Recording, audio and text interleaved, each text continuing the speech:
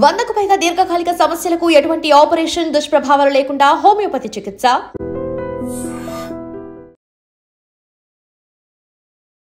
నమస్తే, welcome to iDream talking point with Kavitha.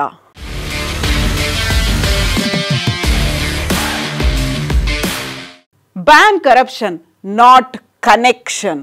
Yes, నేపాల్లో social media ban కాదు చేయాల్సింది. ఆ దేశంలో ఉన్నటువంటి కరప్షన్ ఏదైతే ఉందో, అవినీతి అక్రమాలు అవుతున్నాయి. దానికి తోడుగా అక్కడున్నటువంటి నిరుద్యోగం కావచ్చు, ఆర్థికంగా ఉన్నటువంటి అసమానతలు కావచ్చు, లేకుంటే నెపోటిజం కావచ్చు, రాజకీయాలకి సంబంధించి వాళ్ళ వారసులే మళ్ళీ రాజ్యం ఏలేటువంటి పరిస్థితి ఉంది. కాబట్టి అదంతా మాకు వద్దు అని నినదించినటువంటి అక్కడ ఉన్నటువంటి యూత్తో నేపాల్ అంతా ఇప్పుడు రణరంగమైంది. ఒక పీస్ఫుల్ ప్రొటెస్ట్గా మేము చేయబోతున్నాము అని చెప్పినప్పటికి కూడా అక్కడ విచ్ఛిన్నకర శక్తులు ఎంటర్ అయ్యాయి. కాబట్టే నేపాల్ అంతా ఇప్పుడు రణరంగంగా మారింది అనేటువంటి పరిస్థితులు కనిపిస్తున్నాయి.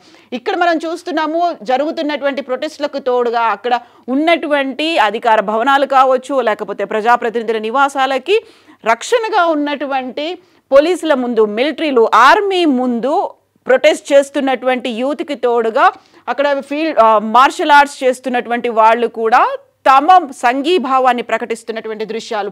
సో వేలాదిగా కాదు, లక్షలాదిగా నేపాల్లోని రాజధాని కాఠ్మండుతో పాటుగా నేపాల్ దేశవ్యాప్తంగా ఇలాంటి నిరసనలే కనిపిస్తున్నాయి. దీనికి ప్రధానమైనటువంటి కారణం ఫేస్బుక్, ట్విట్టర్, దాంతో పాటుగా అక్కడ ఉన్నటువంటి లింక్డ్ఇన్, రెడ్డిట్, ఇన్స్టాగ్రామ్ ఇలాంటి మాధ్యమాలని, సోషల్ మీడియా అకౌంట్స్ అన్నిటినీ తమ నియంత్రణలోకి తీసుకోవాలనుకున్నటువంటి నేపాల్ ప్రభుత్వం వాటన్నిటినీ బ్యాన్ చేసింది. దీనికి ప్రధానమైనటువంటి కారణంగా చెప్తుంది కమ్యూనికేషన్స్ రంగానికి చెందినటువంటి రిజిస్ట్రేషన్ అనేది నిర్ధారిత గడువులోగా ఈ సంస్థలు చేసుకోకపోవడం వల్ల ఇలా 26 సోషల్ మీడియా సంస్థలని మేము బ్యాన్ చేస్తున్నాము అన్నట్టుగా నేపాల్ ప్రభుత్వం అనౌన్స్ చేసింది.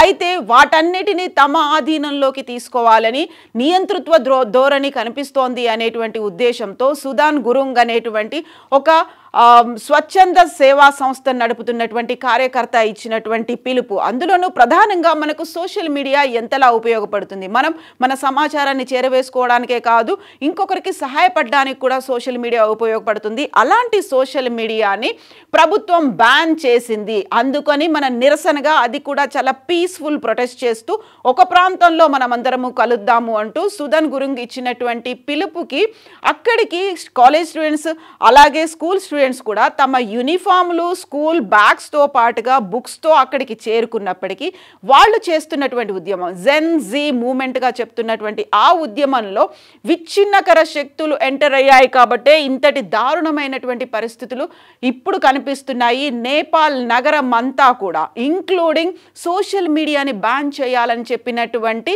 సుప్రీంకోర్టు భవనంతో సహా పలు కోర్టు భవనాలను కూడా అగ్నికి ఆహుతి చేశారు. అటు రాష్ట్రపతితో పాటుగా అక్కడ ఉన్నటువంటి ప్రధానమంత్రులు కావచ్చు, ప్రతిపక్ష నాయకులు కావచ్చు, కేంద్ర మంత్రులు, ఎంపీలు, వీళ్ళందరి నివాసాలు ప్రతిపక్షమా లేకుంటే ప్రభుత్వ పక్షమా ఇలాంటిది ఏది చూడకుండా ప్రతి అధికార ప్రతినిధితో పాటుగా అధికారిక భవనాలకి సంబంధించి నిప్పు పెడుతున్నారు. అక్కడ ఉన్నటువంటి ఆస్తుల్ని ధ్వంసం చేస్తున్నారు.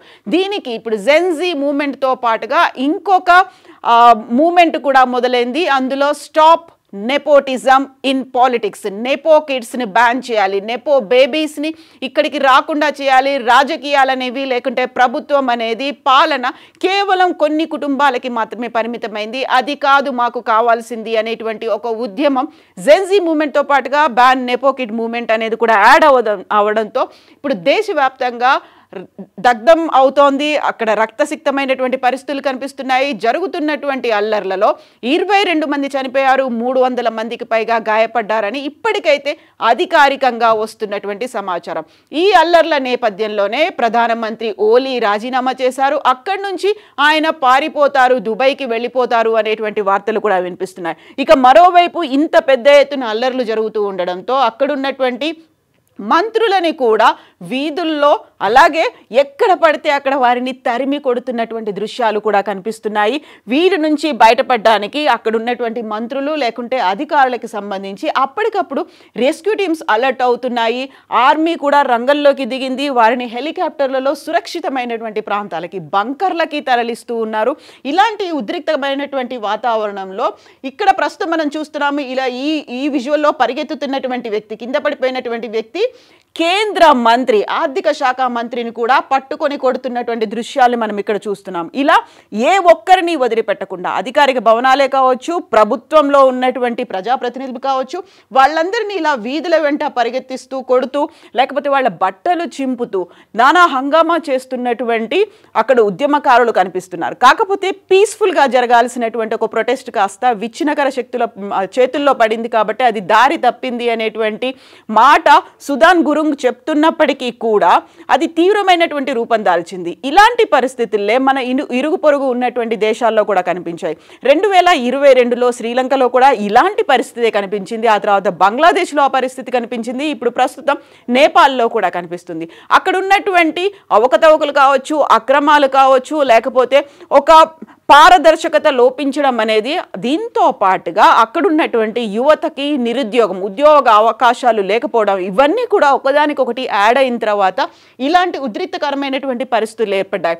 అండ్ మేము ఇక్కడ చాలా క్లియర్గా ఎవరైతే గాయపడ్డారో, ఎక్కడైతే అగ్నికి అవుతున్నటువంటి భవనాలు ఉన్నాయో లేకుంటే మరణించిన వారి విజువల్స్ని మేము చూపించదలుచుకోలేదు. ఎందుకంటే అది మీడియా ఎథిక్స్కి వ్యతిరేకంగా ఉంది కాబట్టి వాటన్నిటిని మేము చూపించదలుచుకోలేదు. కాకపోతే అక్కడ ఉన్నటువంటి వేరీ అవర్ ట్యాక్స్ మనీ, మేము కట్టినటువంటి డబ్బంతా ఎక్కడ పోతోంది అనేటువంటి నిరసనకారులు, ఉద్యమకారులు నేపాల్లో రోడ్ల మీదకి వెల్లువలా వచ్చినటువంటి దృశ్యాలు అయితే కనిపిస్తున్నాయి. గతంలో నేపాల్కి సంబంధించి చూసుకుంటే నేపాల్లో రాచరిక వ్యవస్థే కనిపించేది. రాజులే నేపాల్ని రాజ్యమేలే వాళ్ళు, వారి ఆధ్వర్యంలోనే ప్రభుత్వం కూడా నడిచేది. ఆ తర్వాత అది కాస్త మెల్లిమెల్లిగా మావోయిజం వైపు వెళ్ళింది. ఆ తర్వాత ప్రజాస్వామ్యం వైపు వస్తుంది అనుకున్న దశలో ఇప్పుడు సడన్గా మేము కమ్యూనిస్టులము అనేటువంటి భావన కూడా కలుగుతోంది. ఒకప్పుడు హిందూ దేశంగా ఉన్నటువంటి నేపాల్ని హిందూ దేశం కాస్త పేరు మార్చి మేము సెక్యులర్ అని చెప్పినప్పటికీ కూడా అది సెక్యులర్ భావనలు కాకుండా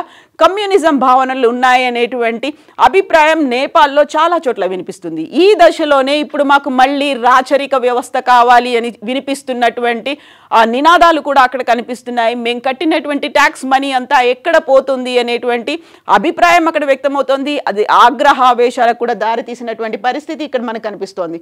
సో ఇక్కడ యూత్ అని లేదు, లేకుంటే చిన్న పెద్ద అని కూడా లేదు, ఆడామగ లేదు, ప్రతి ఒక్కరూ రోడ్ల మీదకి వచ్చి నిరసన చేస్తున్నటువంటి దృశ్యాలు.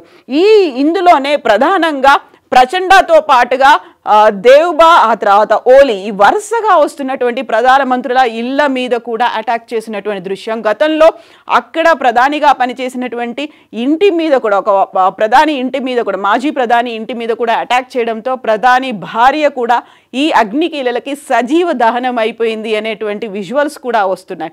యాక్చువల్గా ఇంత తీవ్రమైనటువంటి ఆగ్రహానికి గురైన తర్వాత మళ్ళీ అక్కడ సోషల్ మీడియాని పునరుద్ధరించినప్పటికీ కూడా ప్రస్తుతం ఉన్నటువంటి పరిస్థితుల నేపథ్యంలో ఆర్మీ చీఫ్ వెళ్ళి ప్రధానమంత్రి ఓలీకి చెప్పారు, మీరు కనుక రాజీనామా చేస్తే ఇక్కడ పరిస్థితులు శాంతించేలా మేము చర్యలు తీసుకుంటాము, ఆర్మీ రంగంలోకి దిగుతుంది, ఉద్రిక్తతలు జరగకుండా మేము చూసుకుంటామని ఆర్మీ చీఫ్ చెప్పినప్పటికీ కూడా ఇప్పుడు ఆర్మీ చేతుల్లో కూడా జరుగుతున్నటువంటి ఈ ఉద్యమం, నిరసన అనేది అరికట్టలేని పరిస్థితిలో చేరుకుంది. ఈ నేపథ్యంలోనే అక్కడ మేయర్గా పనిచేస్తున్నటువంటి వ్యక్తి పేరు మాత్రం నెక్స్ట్ ప్రధానమంత్రిగా వినిపిస్తోంది. ఎట్ ద సేమ్ టైం మళ్ళీ రాచరిక వ్యవస్థ రావాలి అనేటువంటి దాంతో పాటుగా అసలు ఎవరి మీద నమ్మకం లేనటువంటి పరిస్థితి ఉంది అనేది, Gen Z movement, ban nepo kid movement, లేకపోతే నెపో బేబీస్ మూవ్మెంట్, ఇలాంటివన్నీ వినిపిస్తున్నాయి. కాబట్టి ఇప్పుడు భారతదేశం కూడా అక్కడున్నటువంటి భారతీయుల మీద జాగ్రత్తగా ఉండాలి అనేటువంటి గైడ్ లైన్స్ను కూడా జారీ చేసింది.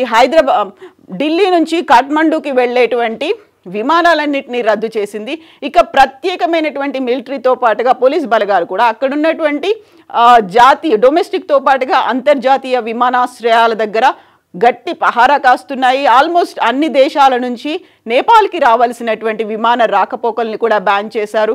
మిగతా ఆస్తులన్నీ ధ్వంసమైపోయాయి. అటు కోర్టు హాల్ దగ్గర నుంచి ప్రతి ఒక్క భవనం, అధికారిక నివాసాలు, అధికారిక భవనాలు అన్ని దగ్ధమైపోతున్న నేపథ్యంలో ఉన్నటువంటి విమానాశ్రయాలనైనా కాపాడుకోవాలి అనే ఉద్దేశం ఇప్పుడు అక్కడ ఉన్నటువంటి రష్యాతో అక్కడ ఉన్నటువంటి ఆర్మీ అండ్ మిలిటరీ పోలీసులు జాగ్రత్త చర్యలు తీసుకుంటున్నారు. ఇక అక్కడ ఉన్నటువంటి భారతీయులకు సంబంధించి వాళ్ళెవరూ రోడ్ల మీదకి రావద్దు, సురక్షితంగా ఇళ్లలోనే ఉండాలి అనేటువంటి ఆదేశాలని కూడా భారతదేశ ప్రభుత్వం ఒక గైడ్లైన్స్ని జారీ చేసింది. అక్కడ ఉన్నటువంటి ప్రస్తుతం ఉన్నటువంటి పరిస్థితుల్ని ఎప్పటికప్పుడు అంచనా వేస్తోంది. యాక్చువల్గా ఇంత పెద్ద స్థాయిలో ఉద్యమం జరగడం శ్రీలంకతో పాటుగా బంగ్లాదేశ్ తర్వాత ఇప్పుడు నేపాల్కి సంబంధించి ప్రతి చోట కూడా ఇదే రాచరిక వ్యవస్థ అనేది కనిపిస్తుంది, లేకుంటే నెపోటిజం ఇన్ పాలిటిక్స్ అనేది కనిపిస్తున్నాయి. ప్రతి చోట కూడా అవినీతి అక్రమాలు అనేవి ఉన్నాయి, ఆశ్రిత పక్షపాతం ఉంది, ఒక పార్షియల్గా ఉన్నటువంటి పరిస్థితి ఉంది. అక్కడ పారదర్శకత అనేది లోపించింది కాబట్టి, బయాస్డ్గా ఉన్నారు కాబట్టి నిరుద్యోగం అనేది ఎక్కువగా ఉంది. అక్కడ ఉన్నటువంటి యువతకి కావాల్సినటువంటి అవకాశాల గురించి కావచ్చు, పరిశ్రమల గురించి, అభివృద్ధి గురించి, సంక్షేమం గురించి ఫోకస్ పెట్టలేదు కాబట్టి యువతే స్వచ్ఛందంగా పాల్గొంటున్నటువంటి మూమెంట్స్ని మనం ప్రస్తుతం చూస్తున్నాం. ప్రతి చోట యువత లీడ్ రోల్ ప్లే చేస్తూ ముందుకెళ్ళినటువంటి పరిస్థితి అయితే కనిపిస్తుంది. బట్ నేపాల్కి సంబంధించి ఇప్పటికైతే 22 మంది చనిపోయారు, 300 మందికి పైగా గాయపడ్డారనేటువంటి సమాచారం ఉంది. కాబట్టి ఇప్పుడు పరిస్థితిని అదుపులోకి తీసుకోవడానికి అక్కడ ఉన్నటువంటి ప్రభుత్వం, ప్రధానమంత్రి ఓలీ రాజీనామా చేసిన తర్వాత ఆ రాజీనామాని యాక్సెప్ట్ చేసినటువంటి రాష్ట్రపతి కూడా రాజీనామా చేశారు. ఇప్పుడు మొత్తం ఆర్మీ మాత్రమే ఉంది. ఆర్మీ చేతుల్లో ఉన్నప్పటికీ కూడా ఇలాంటి పరిస్థితుల్లో ప్రతి వీధిలోనూ కనిపిస్తున్నాయి. కాబట్టి నెక్స్ట్ తక్షణంగా ముందుకొచ్చి ఎవరైతే ఒక శాంతించేటువంటి ప్రయత్నాలు చేస్తారో, యాక్చువల్గా ఇమ్మీడియట్గా ప్రభుత్వ ఏర్పాటు అనేది కూడా ఉండాలి. రాజ్యాంగ సంక్షోభం కూడా జరుగుతోంది కాబట్టి అక్కడ ఉన్నటువంటి ప్రభుత్వం ఇప్పుడు క్రైసిస్లో పడిపోయింది, నేపాల్ క్రైసిస్లో పడిపోయింది కాబట్టి వారిని శాంతింపచేసేటువంటి ప్రయత్నాలు కూడా మొదలు పెట్టాల్సినటువంటి అవసరం ఉంది.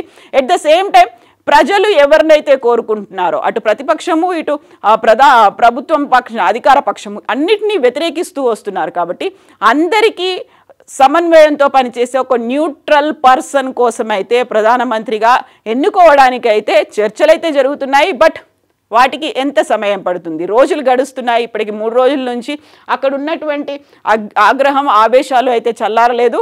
బట్ కొంతకాలం పడుతుంది. కాకపోతే చేయాల్సినటువంటి చర్యలు ఇరు దేశాలతో పాటుగా భారతదేశం కూడా అక్కడున్నటువంటి చర్యల్ని సమీక్షిస్తోంది.